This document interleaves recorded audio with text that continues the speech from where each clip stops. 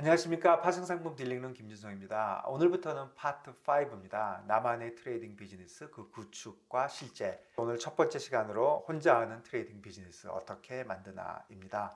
저희 디리버티브스 딜링룸 채널에서는 첫 번째 시리즈로 2030의 파생상품 거래, IB처럼 거래하기로 만들고 있습니다. 그 아이디어는 혼자 트레이딩 비즈니스를 할 때 IB처럼 따라 해보겠다 이런 아이디어거든요. 오늘은 본격적으로 IB처럼 트레이딩 비즈니스 셋업 하는데 혼자 하시는 분들은 어떻게 셋업을 할까 그런 거에 대해서 말씀드리겠습니다. 우선 사전 준비가 좀 있으셔야 됩니다. 제 생각에는 세 가지 정도를 꼭 준비하셔야 되는데요. 첫 번째는 어떤 리스크를 질 것인지를 결정해야 되고요. 두 번째는 버젯과 리스크를 결정하셔야 되고, 세 번째는 기타 운영상에 다른 리스크는 없는지 점검을 해보셔야 될 겁니다. 그래서 첫 번째로 어떤 리스크를 질 것인가. 리스크를 지지 않고는 수익이 당연히 없는 거고요. 여기서 그 수익과 관련된 리스크는 마켓 리스크입니다. 트레이딩 비즈니스의 핵심이라고 할 수 있습니다. 그럼 어떤 리스크? 에코리, FX, 레이트, 크레딧, 커머디티, 내가 익숙한 아니면 내가 하고 싶은 그런 리스크를 정해야 될 것이고요. 두 번째는 또 캐시로 할 건지 디리버티브로 할 건지 아니면 섞어서 할 건지 이런 거를 결정을 해야 됩니다. 당연히 섞어서 하셔야 됩니다. 캐시만 하면 안 되고 디리버티브만 해서도 안 되고 그걸 섞어서 여러 가지 상품을 비교해 가면서 하셔야 됩니다. 이 부분에 그냥 그 첨언으로 여러분들 여기까지 오셨기 때문에 다 이해하고 계시지만 일반인들은 항상 그 착각하는 게 디리버티브는 캐시보다 위험한 것이다 이렇게 말씀하시는데요. 절대 그런 거 아니죠. 삼성전자 1억을 갖고 있는 거와 퓨처스 한 계약을 갖고 있는 게 어떤 게 더 위험한 겁니까? 퓨처스 한 계약을 가지려면 노셔널로 한 1억 정도 되는 거거든요. 왜 그러냐면 한 계약이 2,500만 원이고 요즘 가격이 한 400 정도 되니까 비슷한 리스크입니다. 사실 삼성전자 리스크가 더 큽니다. 왜 그러냐면 삼성전자 벌러틸리티가 인덱스의 벌러틸리티가 더 크기 때문에. 근데 사람들은 어떻게 비교하냐면 퓨처스 한 개와 삼성전자 1억을 비교하는 것이 아니라 삼성전자 1억 산 돈으로 퓨처스 마진을 사가지고 퓨처스를 사면 보통 15배 살 수 있으니까 퓨처스 15개를 살 수 있습니다. 그러면 삼성전자 1억과 퓨처스 15개를 비교하면 당연히 퓨처스 15개가 훨씬 더 위험한 것이죠. 그래서 캐시보다 디리버티브가 위험한 것이다 이렇게 얘기하는데 이거는 전혀 맞지 않는 얘기고 여러분들은 다 이해하고 계실 거라고 믿습니다. 그 다음에는 또 디렉션만 할 것인지 옵셔널리티도 같이 트레이딩 할 건지 결정하셔야 됩니다. 예를 들어서 선물만 할 건지 뭐 옵션도 할 것인지 이런 걸 결정하셔야 될 거고요. 또 국내 시장에서만 거래를 하실 건지 해외 시장도 볼 것인지 이런 것도 결정하셔야 될 겁니다. 여러분들이 친숙한 리스크를 고르시면 되는 겁니다.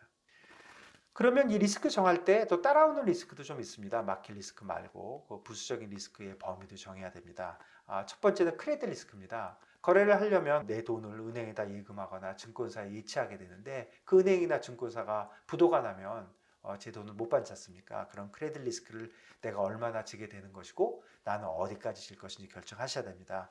그 다음에 리퀴디티 리스크도 생각을 해보셔야 됩니다. 제가 트레이딩을 하면 벌 수도 있고 손해를 볼 수도 있는데 그 오르락내리락 하면서 내가 캐시가 없어서 어려움이 생길 수 있기 때문에 그 레버리지의 정도, 차입, 파생 상품의 정도 이런 거를 결정하셔야 될 겁니다. 두 번째로는 버젯과 마켓 리스크 리밋을 정해야 됩니다. 버젯과 마켓 리스크 리밋을 정하는 거는 제가 파트 4에서 IB들이 어떻게 하는지 자세히 설명드렸습니다. IB의 세 단계 프로세스 기억나시죠? 버젯과 스탑로스 리밋, 포지션 리밋을 순서대로 결정하시면 됩니다. 여기서 중요한 거는 리밋을 준수하는 겁니다. 이 리밋을 만들어 놓고 준수하지 않으면 뭐하러 만들겠습니까? 트레이딩 비즈니스의 핵심은 리밋을 준수하는 겁니다. 디스플린이 트레이딩 비즈니스의 기본입니다. 예를 들면 나의 그 디스플린을 더 강화하기 위해서 저는 스스로 이런 거 많이 합니다. 두 가지 예를 들어보면요. 하나는 저는 모든 리스크 리밋의 변경은 셋업한 후에 6개월이 지나야만 할 수 있다. 이렇게 그냥 룰로 정하고 있습니다. 또 하나는 리스크 리밋의 확대는 포지션을 다 스캔한 이후에만 나는 할 수 있다. 이렇게 정하고 있습니다. 왜 그러냐면 터진 포지션 자르기 싫어가지고 자꾸 내 리스크 리밋을 내가 늘리려고 하는 그런 유혹이 있기 때문에 제가 스스로 저를 디스플린을 더 높게 하려고 하는 것입니다. 자, 그러면 세 번째로는 운영상에 다른 문제들은 없는지, 그 다음에 구체적으로 어떻게 할 건지 그런 걸 좀 결정해야 되는데요. 여러 가지가 있지만 몇 가지만 나열해 보면 첫 번째는 거래 관련된 IT 장비를 어떻게 할 건지 결정하셔야 됩니다. PC, 핸드폰, 어디서 어떻게 할 건지. 그런데 혼자 하는 비즈니스니까 왔다 갔다 하니까 그 모빌리티를 고려하셔야 됩니다. 사무실에서만 할 건지 집에서 할 건지 그런 것도 결정하셔야 될 거고요. 브로커도 결정하셔야 되고 기록은 어떻게 할 건지 회계는 어떻게 할 건지 자금 이체는 어떻게 할 건지 그 절차는 어떻게 할 건지 그런 거를 미리미리 다 결정하셔야 됩니다.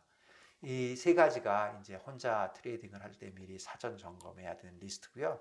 여기서 이번 시험 마시기 전에 제가 잠깐 펀드 매니지먼트 관련된 팁을 하나 드리겠습니다. 왜냐하면 여러분들이 이제 혼자 트레이딩 비즈니스를 셋업을 하시면 자기 돈으로 할 수도 있지만 남의 돈으로 할 수도 있거든요. 뭐 주위에 있는 분들이 뭐 내 돈 좀 맡아서 그 매니저를 해달라 이럴 수도 있고 또 내가 적극적으로 제가 한번 해보겠습니다 할 수도 있습니다. 이럴 때 이제 글로벌한 그 헤지 펀드들의 그 스탠다드는 되게 이렇습니다. 그 수수료 관련돼서는 1 내지 2% 매니지먼트 피를 받고요. 20%의 석세스 피를 되게 받습니다. 매니지먼트 피라 하면 그냥 뭐 예를 들어서 10억을 나한테 맡기면 1년에 무조건 1%씩 받는 거고요. 석세스 피는 내가 벌은 돈의 몇 %를 받는 겁니다.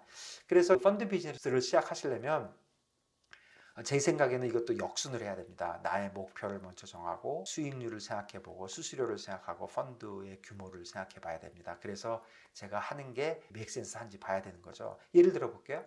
저는 1년에 한 3억 정도는 벌고 싶습니다. 펀드 매니저를 한다면 3억이라고 생각하고 그 다음에는 내가 마켓에서 몇 %의 수익률을 낼 수 있는지 생각을 해봐야 됩니다. 10억을 받아서 10%를 할 수 있다. 그러면 그 목표 수익률 10%를 정해야 되고요. 그 다음에 매니지먼트 피와 석세스 피를 1%, 20%로 정한다고 해보면 거꾸로 역산해보면 100억입니다. 100억은 받아야 1% 1억의 매니지먼트 피를 받고 그 다음에 10%를 버니까 10억 거기에 20% 2억의 석세스 피를 받으니까 3억이 되는 겁니다. 거꾸로 환산해 보니까 100억이라는 거죠. 그래서 말이 되려면 100억은 받아야 되겠다. 근데 내가 모아 보니까 10억밖에 안 된다. 그러면 시작하실 필요 없는 거고요.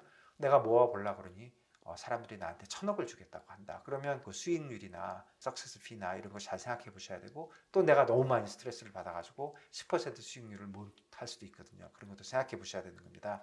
그래서 펀드 매니저로서의 그런 기회가 있거나 계획이 있다면 이런 글로벌한 스탠다드를 한번 생각해 보시기를 바랍니다. 오늘은 여기까지고요. 다음 영상은 조금 더 구체적으로 일상의 금융 거래에서 상품의 이름, 용어에 관련된 얘기, 수수료에 관련된 얘기를 좀 드려보도록 하겠습니다.